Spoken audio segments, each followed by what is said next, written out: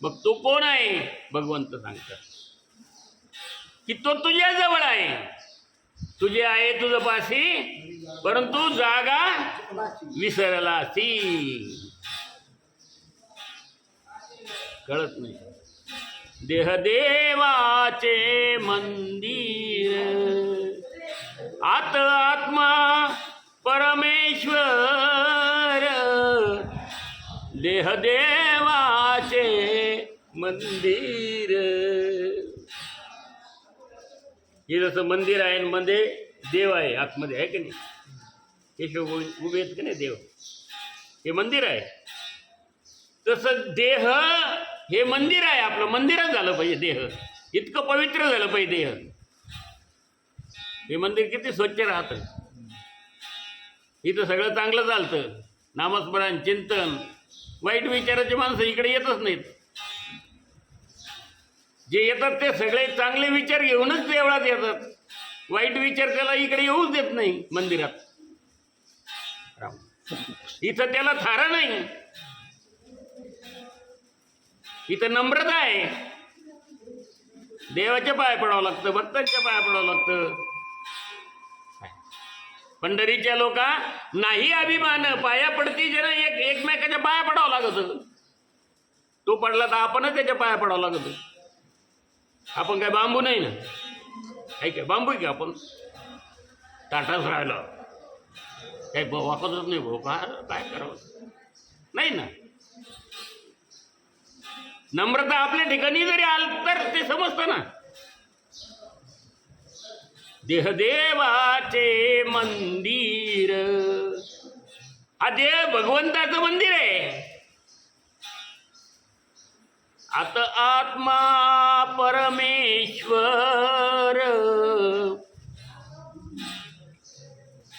तो कुठे पाहिलं का? आम्ही कोण पाहतं त्या आत्म्याचा, कोण विचार करते? खायला प्यायला चोपून मिळालं 2-4 टाइम बस झालं, ठीक आहे.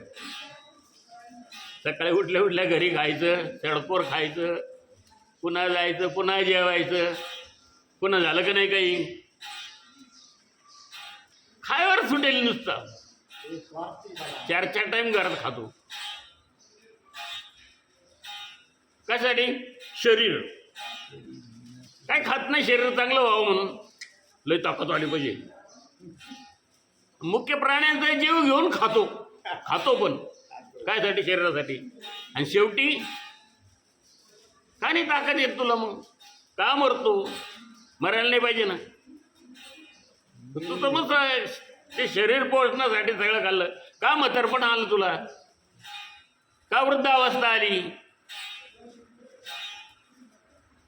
पाप केले आयुष्यभर, आणि त्याचे भोगणे प्राप्त झाले. शेवट भोगावं लागत. अनेक योनी, त्या योनीला जन्माला जाऊन मग पुन्हा तेच आपल्याला कापितच, ज्याला आपण कापलं त्याला. योनी आहेत ह्या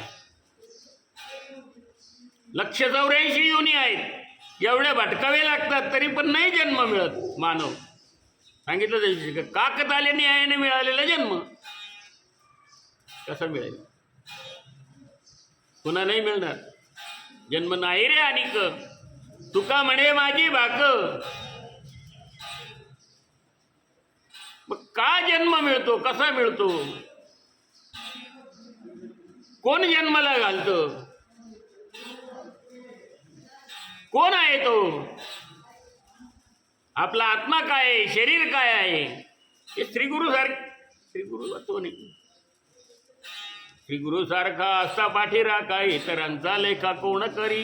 राजयाची कांता काय भीक मागे, मनाचे अयोगे सिद्धी पावे. कल्पतरू तळवटी जो कोणी बैसला, काय वाणी झाला सांगी जोजी.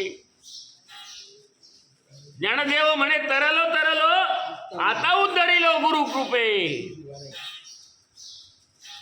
ज्ञानेश्वर माऊली काय म्हणतात की तरलो.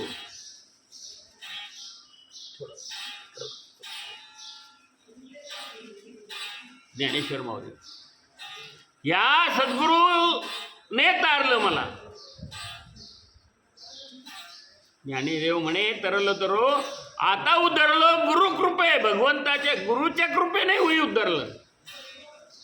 म्हणून गुरु श्रेष्ठ आहे.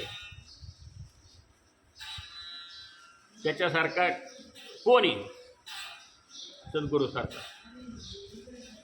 तो ओळख करून देतो, जशी आई ओळख करून देते. ते पण विचारते आई काय हे काय ते काय, मग आई सांगते हे झाड आहे, हे पानं आहे झाडाची, हे झाड असं इतकं मोठं होतं, ते त्याचं बीज आहे.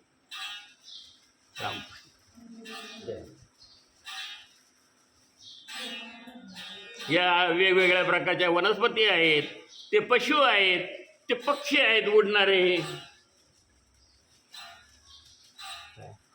हा माणूस आहे काय, हे तुझे बाबा आहेत, हे तुझे काका आहेत, तुझा भाऊ आहे, तुझी बहीण आहे. कोण ओळख करून देते आहे की नाही. आईला सगळं करून देव. सद्गुरू आहे, सद्गुरू तसा आहे. सद्गुरू सगळ्या गोष्टीची ओळख करून देतो, ज्ञान देतो, ज्ञान प्राप्ती करून देतो सद्गुरू. आणि ज्ञान प्राप्तीतून भगवंताची ओळख करून देतो सद्गुरू, की तो कोण आहे आत्मा. इथं देवाने सांगितले भगवद्गीतेमध्ये, स्वतः सांगितले ममये अंशो जीव लोके जीवभूत सनातना मनःष्ठानि इंद्रियाणि प्रकृतिस्थानि कर्षति.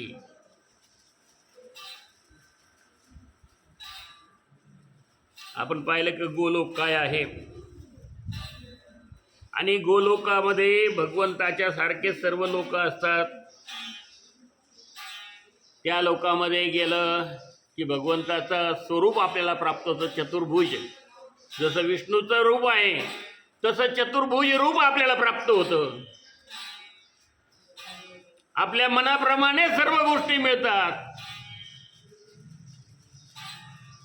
दुसऱ्याच्या मनातलं ओळखता येतं. भूक लागली, ताण लागली, काय लागलं, काहीच नाही. ताण भूक गेले विसरून. तिथं ताण आणि भूकच नाही, भगवंतच एक रूप आहे. कृष्ण माझे माता, कृष्ण माझा पिता, बहीण बंधू चुलता. कृष्ण माझा, कृष्ण माझे माता, कृष्ण माझा पिता, कृष्ण माझे माता. सर्व काही कृष्णच माझा आहे. बोलो सदम कीर्तन, सतत कीर्तन ते भगवंताचं नामस्मरण, त्या आत्म्याचं, आत्मस्वरूपाने. म्हणून सतत भगवंताचं चिंतन, सतत भगवंताचं कीर्तन.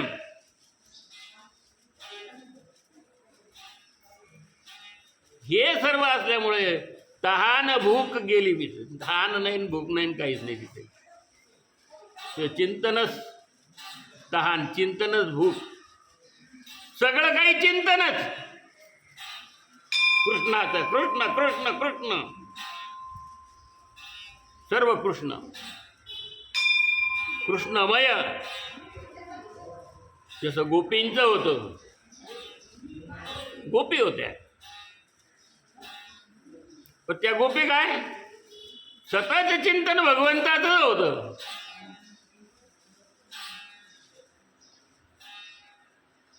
कृष्णासाठी सर्व जीवन होतं.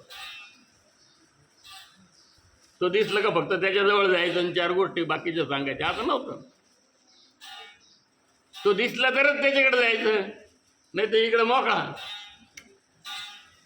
त्याला असं वाटतं आपलं दिसलं पण लगेच येतो बरं का, माणूस आपलाच आहे. लगेच जवळ बसतो बरं का, माणूस आपलाच आहे. आपला आहे का, चूक आहे. तो दिसला तरी नाही दिसला तरी कृष्णच. त्याला हो हृदयामध्ये ऐसा हृदयामध्ये रामू असता सर्व सुखाचा रामू. तू हृदय त्याला ओळखलं नाही, तू हृदयात असतो. ऐक तो आला तरच त्याच्या मग इकडचं तिकडं काम कर, हे कर ते कर, सतरंजा उच्च लांब करतो, लयच काम करतो राहा मग. आणि गेल्यावर तो निघून गेला. कशा झालं काय, कशाचं काम मग कशाचं. मग हाय लोक बाकीचे उचलतील ना. हो पण तो आहे तो डोळ्यासमोर. म्हणून अध्यात्म नित्य, म्हणून अध्यात्म नित्य सांगितलं. अध्यात्म